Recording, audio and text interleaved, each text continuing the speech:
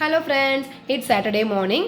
இன்றைக்கி பிரணவுக்கு மட்டும் ஸ்கூல் இருக்குன்னு சொல்லி தம்பி நேற்றே சொல்லியிருந்தான். ஆனால் மார்னிங்லேருந்தே கண்டினியூஸாக மழை பெஞ்சிட்டு இருந்துச்சு அப்படின்றனால ஸ்கூல் இருக்கான்னு சொல்லி கால் பண்ணி தான் கேட்டிருந்தோம்.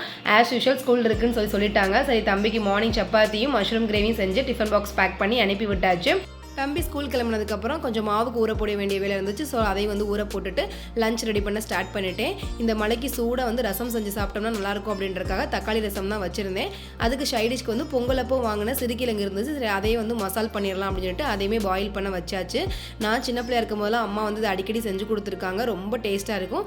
இது பார்த்தீங்கன்னா சீசனல் வெஜிடபிள் தான். மார்கழி, தை இந்த மாதிரி மந்த்லாம் கிடைக்கும். ஸோ இந்த மாதிரி சீசனில் கிடைக்கிறத கண்டிப்பாக ட்ரை பண்ணி பாருங்கள். இன்றைக்கி நான் இதை உருளைக்கிழங்கு மசால் பண்ணுவோம்ல, அந்த மாதிரி தான் ரெடி பண்ணியிருந்தேன்.